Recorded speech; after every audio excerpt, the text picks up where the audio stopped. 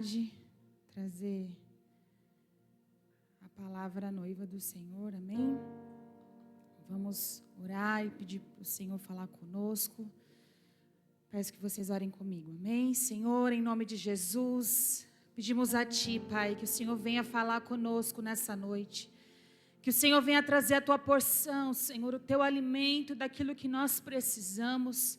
Que o Teu Espírito Santo, Pai, venha nos falar, Senhor, acerca daquilo que o Senhor tem para nos ministrar nesse dia, nesse momento. É o que nós te pedimos, ó Pai, que os nossos ouvidos estejam atentos para receber da Tua porção, em nome de Jesus. Amém? Abra a Tua Bíblia comigo no livro de 2 Crônicas, capítulo 20. Segundo livro de Crônicas, capítulo 20, versículo 22. Amém? 2 Crônicas 20, versículo 22. E a palavra do Senhor diz assim: quando começaram a cantar e a dar louvores, o Senhor provocou emboscadas contra os soldados de Amon, de Moabe e os guerreiros dos montes de Seir, que estavam invadindo as terras de Judá, e eles foram todos derrotados. Amém? Pode se assentar adorando ao Senhor.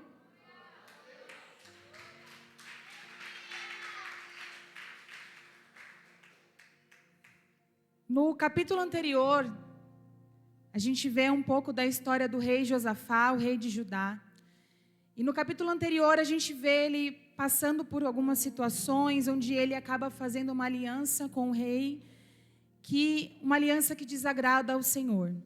Deus usa um profeta para falar com o rei Josafá, e ele se converte, decide consertar algumas coisas, e leva todo o povo a se voltar ao Senhor. Ele se arrepende, percorre toda a nação, e leva o povo a se voltar ao Senhor.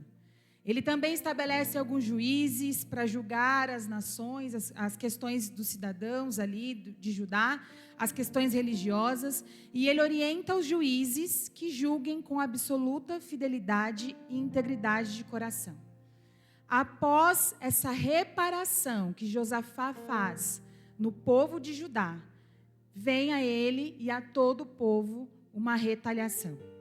Quando a gente começa a ler o capítulo 20 de 2 Crônicas, 2 Crônicas 21, a palavra diz assim: depois destas coisas, depois dessa reparação que ele fez, os filhos de Moabe, os moabitas e os filhos de Amon, os amonitas, juntamente com alguns dos meunitas, decidiram atacar o reino de Josafá. Nós vemos que Josafá acabara de fazer um concerto, de tomar uma ação, um posicionamento diante do Senhor.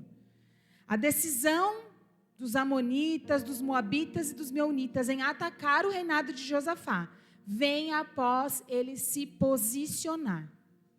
O posicionamento correto não vai nos livrar de situações difíceis.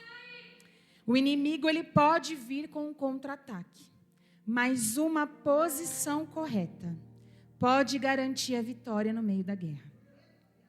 No versículo 2, a palavra diz que então vieram alguns e avisaram a Josafá, exclamando: grande multidão vem contra ti de Edom, do outro lado do Mar Morto. Eis que os guerreiros já estão em Hazazon Tamar, cidade conhecida por En-Gedi. Então Josafá sentiu grande medo.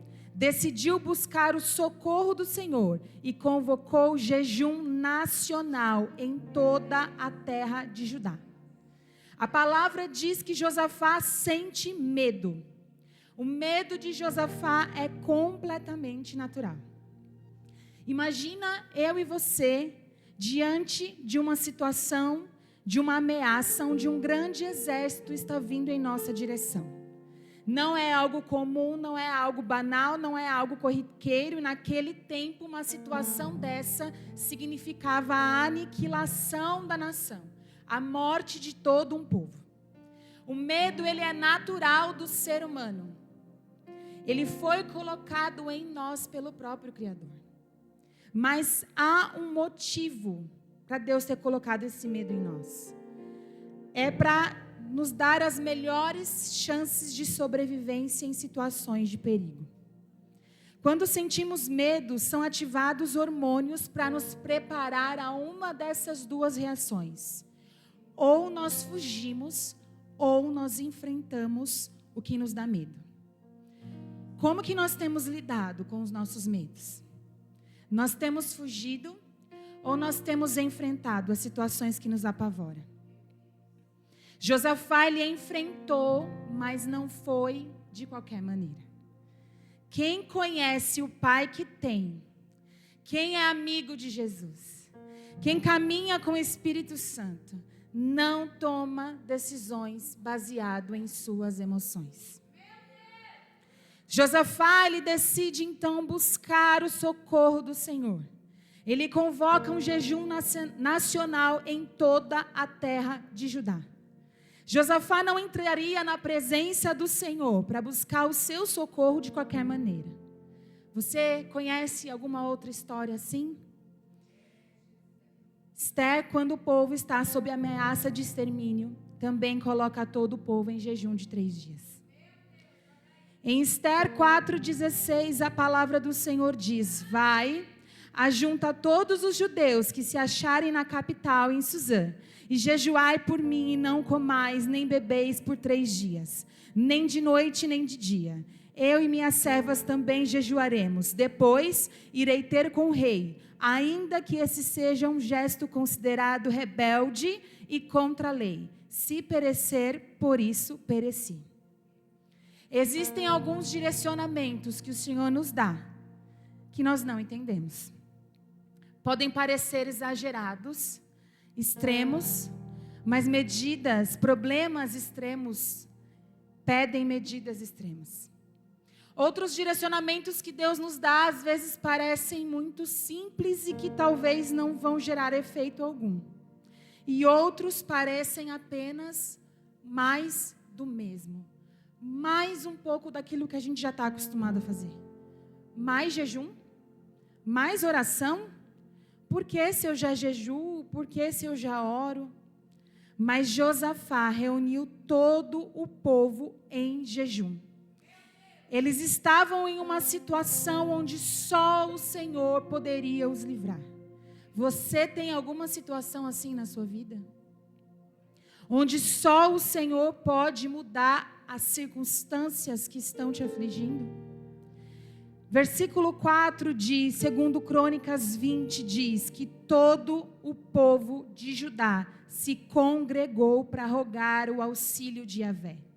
Também de todas as cidades de Judá veio gente para buscar o Senhor. Todo o povo aceitou a convocação do rei Josafá. Todos sem exceção. Unidade, propósito, unidos na mesma direção para um único propósito. No versículo 5 de 2 Crônicas 20, durante essa Assembleia Geral de Judá e dos habitantes de Jerusalém, realizada na casa de Yahvé, o templo do Senhor, o rei Josafá colocou-se em pé diante da comunidade no pátio novo e exclamou: ó Yahvé, Senhor Deus de nossos pais, não és tu Deus que habita soberano os céus? Não és tu que governa sobre todos os reinos das nações da terra?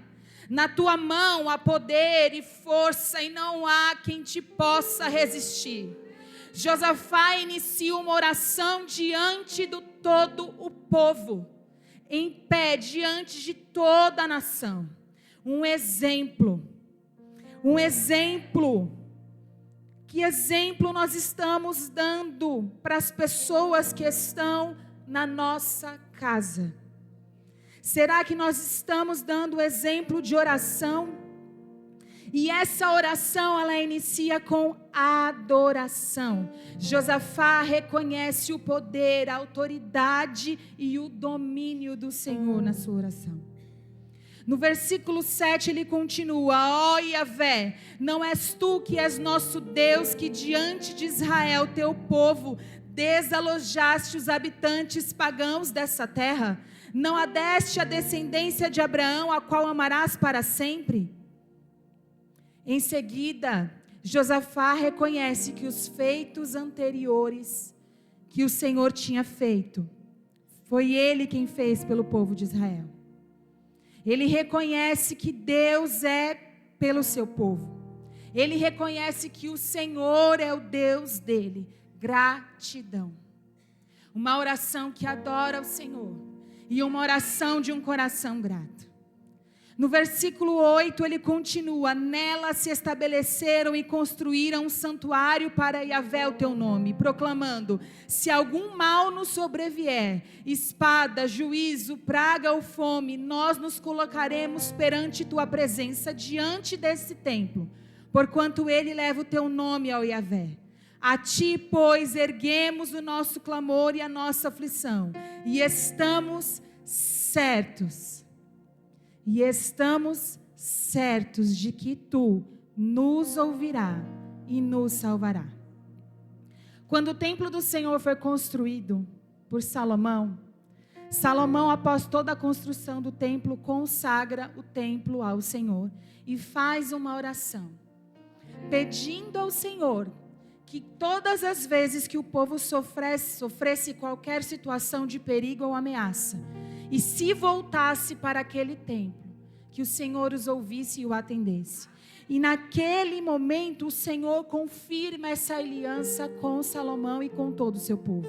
Isso está em 2 Crônicas 6. Josafá declara que está certo que o Senhor os ouvirá. Ele crê na promessa que já havia sido estabelecida. Ele reivindica a promessa que o Senhor já tinha estabelecido para ele. Ele não tem dúvidas de que o Senhor os ouviria, pois há uma promessa estabelecida. Tem promessas que o Senhor já deu para mim e para você. Decretos que Ele já fez sobre a minha e a tua vida. Decretos que Ele até já confirmou em alguns momentos. Então, mesmo em um cenário desesperador, mesmo em um cenário de provável derrota, mesmo em um cenário onde você não vê saída, continue crendo na promessa e no decreto que o Senhor estabeleceu sobre a tua vida. No versículo 10, ele continua a oração. Agora, portanto, eis que os descendentes de Amon e de Moabe, e os habitantes do monte Seir, cuja terra não permitiste a Israel invadir quando vinha do Egito, e por esse motivo os israelitas se desviaram deles e não os destruíram. Vê, pois, nesse momento, como estão nos retribuindo ao partirem contra nós, a fim de expulsar o teu povo da terra que nos deste por herança. Ó nosso Deus, acaso não exercerá teu juízo sobre eles? Posto que não temos poder suficiente para enfrentar esse exército imenso que vem nos atacar, eis que não sabemos o que fazer. Contudo, os nossos olhos se voltam para ti. Josafá era um rei. E Josafá tinha o exército. Mas o exército que ia contra ele era imensamente maior. Talvez Josafá tivesse vários planos de guerra, várias estratégias, vários conselheiros, mas ele não sabe o que fazer. Josafá, mesmo sendo rei, diante de todo o seu povo, ele reconhece que não tem condições de vencer sozinho. E ele reconhece a sua completa dependência do Senhor. Ele reconhece que não sabe o que fazer, mas os seus olhos estão voltados para o Senhor. Salmos 121:1 diz: elevo os meus olhos para os montes e questiono: de onde me virá o socorro? O meu socorro virá do meu Senhor, o Criador dos céus e da terra. O que fazer quando não sabemos o que fazer? O que fazer quando os nossos recursos são limitados? O que fazer quando a nossa sabedoria não encontra a decisão correta a tomar diante dos desafios que estão ao nosso redor? Segundo Crônicas 20, versículo 13. E todos os homens de Judá, com suas mulheres, seus filhos, até crianças de colo, estavam ali em pé, buscando ao Senhor. Todo um povo, toda uma nação, incluindo crianças de colo, unidas para um propósito em comum. No versículo 14, então aconteceu que o Espírito de Yahvé, o Senhor, veio sobre Jaziel, filho de Zacarias, neto de Benaia, bisneto de Jeiel e trineto de Matanaías, levita, descendente de Asaf, no meio do povo reunido em assembleia, e falou o profeta: prestai atenção todo Judá, e vós habitantes de Jerusalém, e tu, ó rei Josafá, assim diz o Senhor: não temais, nem vos assusteis por causa dessa grande multidão que se dirige contra vós, porquanto essa luta não é vossa, mas de Deus. Quando Josafá se voltou ao Senhor, Deus tomou para si a luta de Josafá. Quando Josafá posicionado ficou aos pés, à presença do Senhor, o Senhor tomou para ele em suas mãos a causa de Josafá. No versículo 16, amanhã descereis contra tal exército. Eis que eles estão subindo pela ladeira de Ziz, e os encontrareis nas extremidades do vale, defronte o deserto de Jeruel. Não tereis que lutar nessa batalha. Tomai posição, ficai parados e observai o livramento que Yahvé vos concederá. Ó Judá e Jerusalém, não temais, pois nem vos assusteis. Saí amanhã para encontrá-los, porque o Senhor está convosco. Josafá e o povo não precisariam lutar, mas eles precisavam tomar uma posição. Eles não precisariam empunhar espadas, mas não poderiam sair da posição. A ordem era: não saia da posição, não temais e nem vos assusteis. E qual é a diferença de temer e se assustar? Temer é ter medo e preocupar-se. Assustar é sofrer susto e intimidar.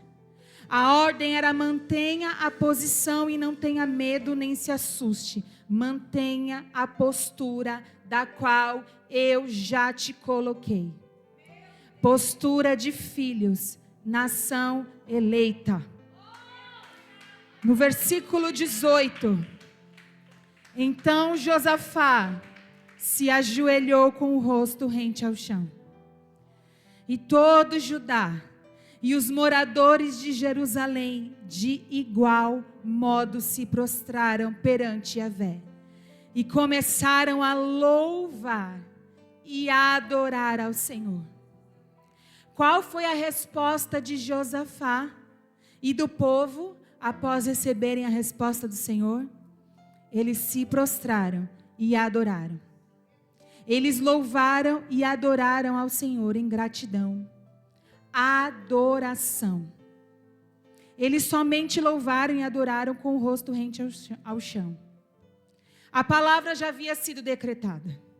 Deus já havia respondido. O milagre já tinha acontecido? Não. O exército continua vindo na direção deles. O exército, a ameaça continua. O milagre não aconteceu ainda. Mas esse povo, depois de uma palavra, só se prostra e adora.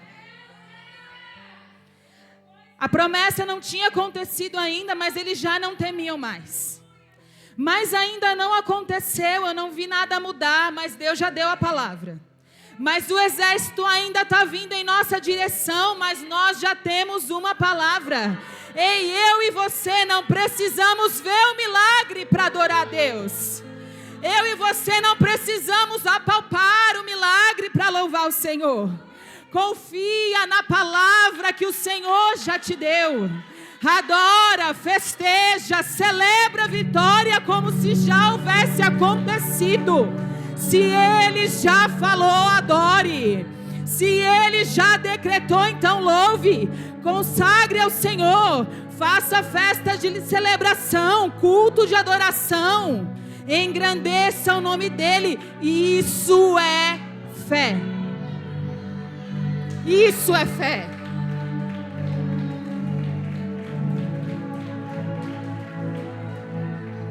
Em Hebreus 11, versículo 11 diz: ora, a fé é a certeza de que haveremos de receber o que esperamos e a prova daquilo que não podemos ver. Eles não podiam ver, mas eles tinham fé. Eles tinham certeza de que haveriam de receber o que Deus havia declarado. Isso é fé. Segundo Crônicas 20, 19, continua a história. Os levitas da descendência dos coatitas e dos coraitas se ergueram para louvar com grande voz a Yahvé, o Senhor Deus de Israel. O cenário era de desespero, mas virou festa e celebração. Eles não louvaram quietinhos, amuados, preocupados, em desespero. A palavra diz que eles ergueram grande voz em louvor e adoração ao Senhor. Que fé é essa diante de um cenário de extermínio? Um exército vem na direção para exterminar o povo. Uma força muito maior do que eles, mas pela fé, eles celebram antes da vitória acontecer. No versículo 20, no outro dia, a romper da aurora, eles se levantaram e partiram em direção ao deserto de Tecoa. Ao saírem, o rei Josafá colocou-se em pé diante do povo e exclamou: ouvi-me, ó Judá, e moradores de Jerusalém, crede sem sombras de dúvidas em Yahvé, o Senhor vosso Deus, e estareis sempre seguros. Confiai nos profetas do Senhor e serei bem-sucedidos. Josafá se levanta como líder e dá um direcionamento. Crer sem sombra de dúvidas e estareis sempre seguros. Talvez aquele povo, após a celebração, após se deitarem e se levantarem pela manhã, em seus corações começou a brotar uma pequena dúvida. E por isso Josafá traz novamente a palavra direcionada para o povo. A fé é a certeza. Se há dúvidas, a nossa fé está abalada. Às vezes é tão difícil crer, mas nós precisamos exercitar a nossa fé. Confiar nos profetas do Senhor e serão bem-sucedidos. Eu sei que nós precisamos ter discernimento do Espírito para discernir uma palavra liberada sobre nós. E a palavra do Senhor nos diz para julgarmos as profecias e não os profetas. 1 Tessalonicenses 5,19. 1 Tessalonicenses 5,19. Não apagueis o fulgor do Espírito. Não trateis com desdém as profecias, mas examinai todas as evidências. Retende o que é bom. O Espírito Santo testifica em nosso interior. Versículo 21, segundo a Crônicas 20, 21. Depois de ouvir e deliberar com o povo, Josafá designou cantores para louvar ao Senhor, que saíssem na frente do exército, vestidos de trajes sagrados, adorando e entoando: rendei graças ao Senhor, porque a sua misericórdia dura para sempre. Os levitas foram à frente do exército, o fronte, aqueles que iam à frente de todo o exército na batalha. E eles não iam de qualquer maneira. Eles iam com trajes sagrados, vestimenta apropriada. E eles não iam cantando qualquer música, eles iam adorando, louvor apropriado. Para estar na frente da guerra é preciso vestes apropriadas. Deus, Ele quer trocar as nossas vestimentas. Qual é a vestimenta que eu e você estamos usando em meio à guerra? Vestimenta de luto, de vergonha, de vitimismo, de derrota, de angústia, de medo, de dor, desespero, ansiedade, depressão, dor, incredulidade. Troca a tua vestimenta hoje. Para a batalha, a vestimenta deve ser adequada. Os levitas eram tidos como parte do exército. Eles não estavam separados à parte, cantando louvores, enquanto o exército ia lutando lá na frente. Eles faziam parte do exército e estavam infiltrados, estavam ali organizados, juntos, misturados naquela guerra. Eles estavam na frente. Olha a autoridade dos levitas. Olha o poder da adoração. A adoração como arma de guerra. Levitas, vocês estão entendendo a arma que vocês têm nas suas mãos? Não é somente um louvor. Arma de guerra. Versículo 22 diz: quando começaram a cantar e a dar louvores, o Senhor provocou emboscadas contra os soldados de Amon, de Moabe e os guerreiros dos montes Seir, que estavam invadindo a terra de Judá, e eles foram todos derrotados. A palavra diz que foi logo, de início, no início das canções. Quando aquele povo, quando aqueles levitas iniciam a adoração, ele vem e batalha por eles. Não era qualquer cântico, era a adoração. Rendei graças ao Senhor, porque a sua misericórdia dura para sempre. Ele habita em meio aos louvores. Salmos 22, 3. Salmos 22, 3 diz: porque tu és santo, tu que habita entre os louvores de Israel. Segundo Crônicas 20, 23, os homens de Amon e de Moabe atacaram os habitantes do monte Seir, para os destruir e aniquilar. Logo depois de terem liquidado todos os homens de Seir, voltaram-se uns contra os outros e lutaram até a morte de todos. Assim que os homens de Judá chegaram ao posto de vigilância, lugar onde se avista o deserto, e observaram o imenso exército inimigo, viram somente cadáveres no chão. Nenhum só guerreiro havia escapado daquele massacre. Eles não pegaram sequer uma arma nas mãos. Eles não precisaram empunhar nenhuma espada. Eles apenas abriram seus lábios e adoraram. Não havia medo, não havia dúvida, não havia murmuração, não havia incredulidade no meio do povo. O que havia era adoração. Versículo 25, então Josafá e os seus soldados partiram e foram saquear os cadáveres e encontraram entre eles grande quantidade de equipamentos, joias, roupas e objetos de valor. Passaram 3 dias saqueando esse despojo de guerra, porquanto havia muito mais do que podiam carregar. A vitória deles foi tão grande que eles passaram 3 dias carregando os despojos. Eles receberam muito mais do que podiam carregar. Quanto maior o inimigo, maior o despojo de guerra. Quanto maior o exército contra nós, maior será a colheita que nós iremos fazer. Quanto maior a luta, maior a vitória. A luta está grande? Adora. Está travada? Glorifica. Uma antiga pastora minha dizia que ela amava quando as coisas estreitavam na vida dela. Ela falava: Gi, eu amo quando as coisas ficam difíceis, ficam travadas, porque eu sei que a bênção está próxima. É como se eu pudesse levantar a minha mão e conseguisse quase palpar a bênção, de tão difícil que está.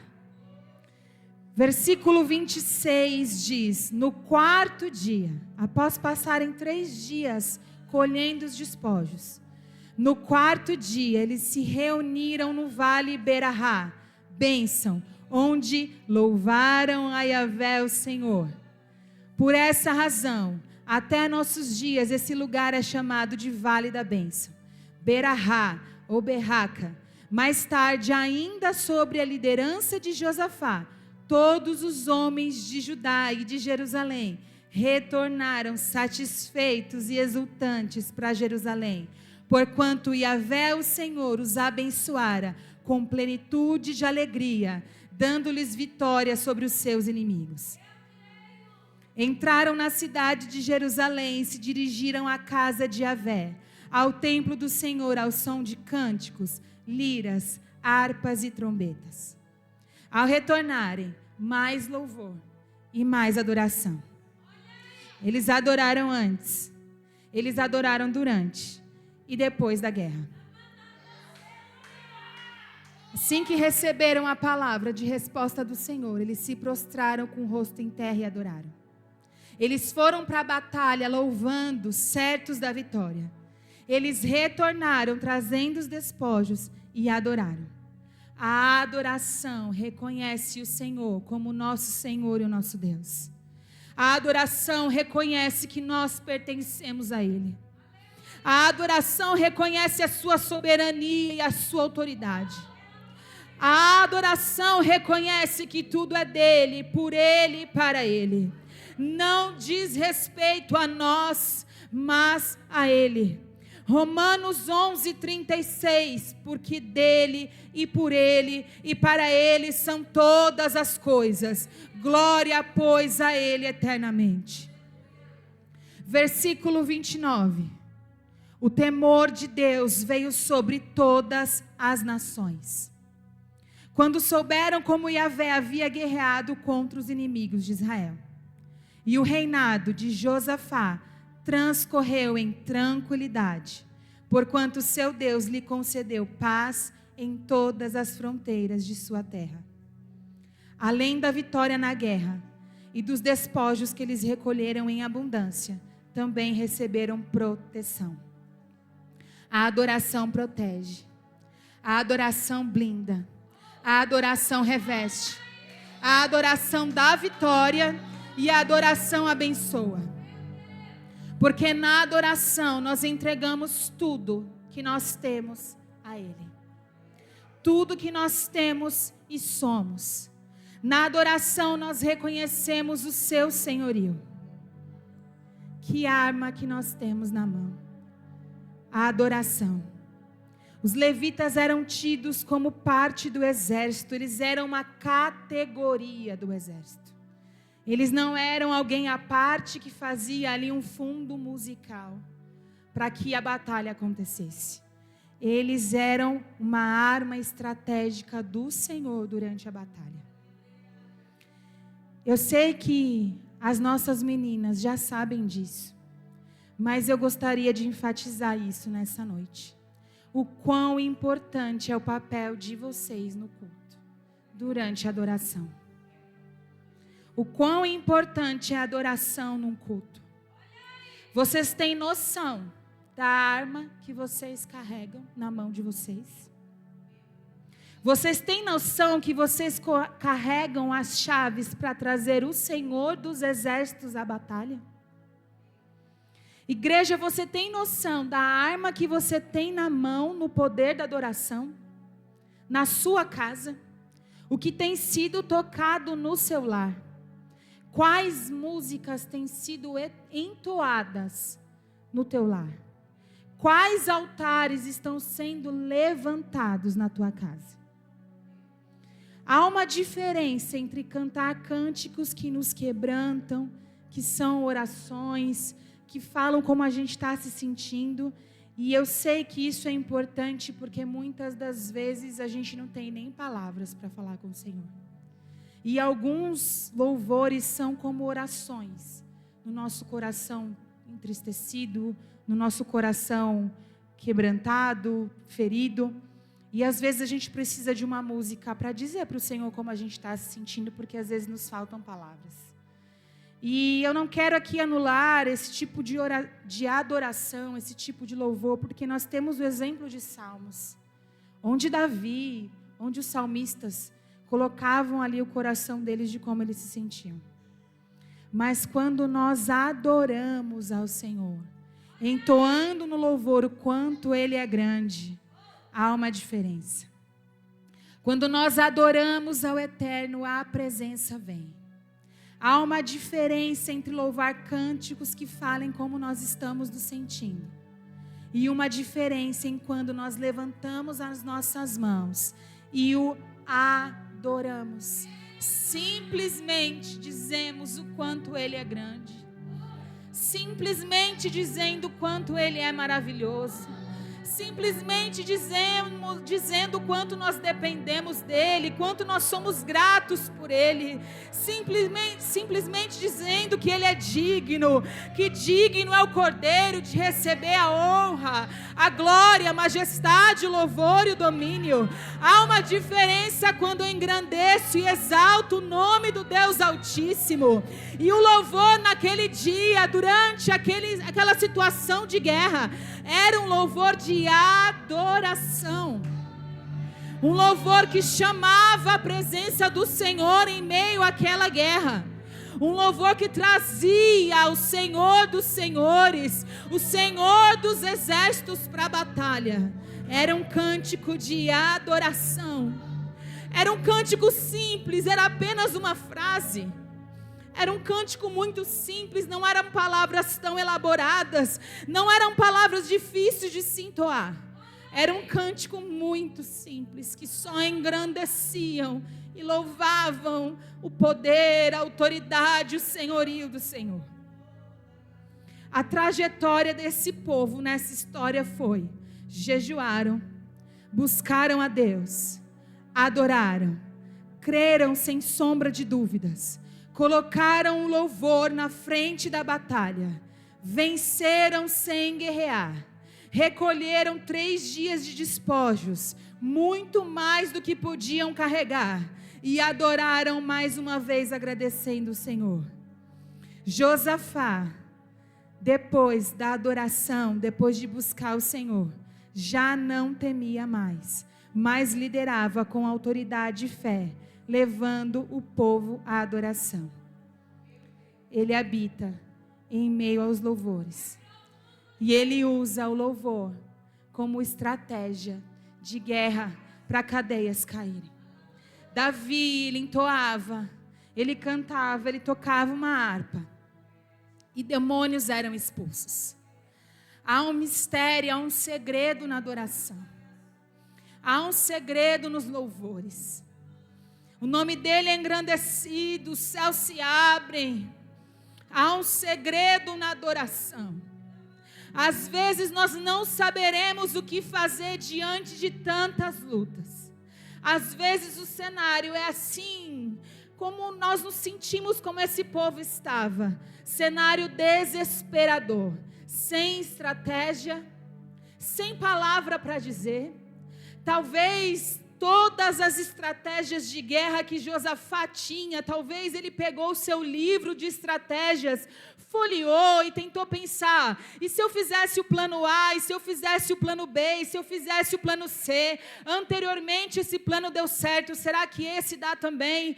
Mas na estratégia que ele tentou, talvez eu conjecturando na minha mente, pensando, porque ele era um rei, ele tinha o seu exército. Talvez ele pensando nas estratégias, nas possibilidades que ele tinha. Ele não encontrou saída.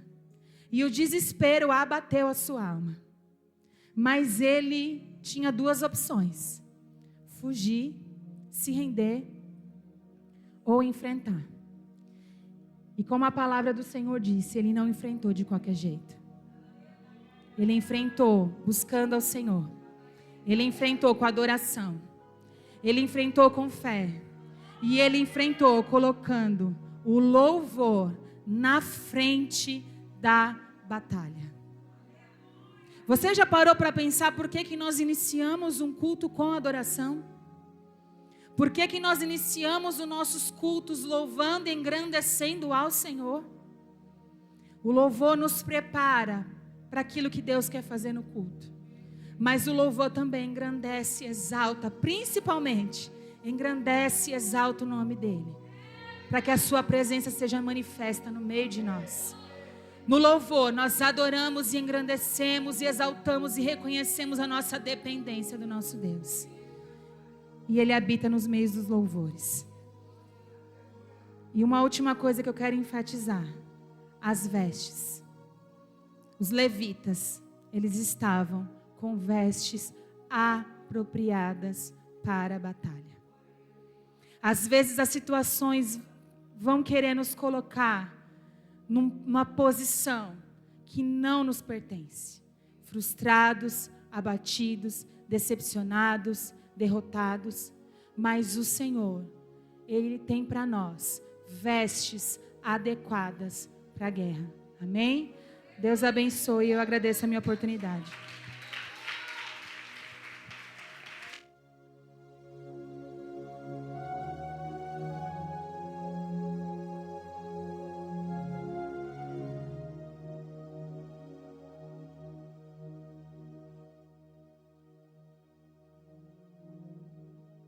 Som, glória.